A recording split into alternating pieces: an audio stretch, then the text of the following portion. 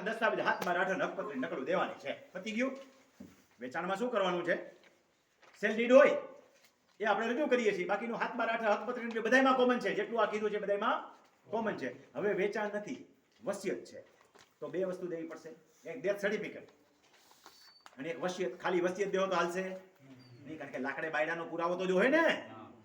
હા, હવે પછી નો પૂછતા પછી ઇલેક્ટ્રિકમાં બાયડો હોય તો ઘાસ લેટ નાખીને ભલે બાયડો, પણ ડેથ સર્ટિફિકેટ જોશે અને વસિયત.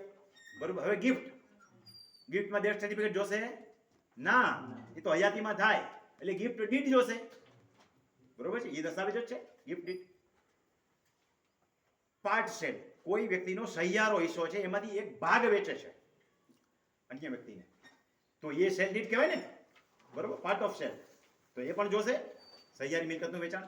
અદલ બદલ, બે બાજુ બજના સર્વે નંબર અદલ બદલ છે, તો એ પણ એક એન્ટ્રી પડી જશે. તો અદલ બદલનો દસ્તાવેજ જોશે.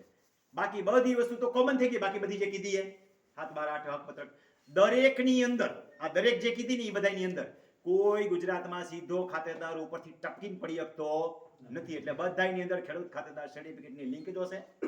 સેલ ડીડથી આવતો હોય તો ભલે, પરચેજથી આવતો હોય તોય ભલે, વારસાઈ સિવાયના બધામાં જોશે. ગિફ્ટથી આવતો હોય તોય ભલે, ગિફ્ટ કરી લેવાથી તો બધા મળશે.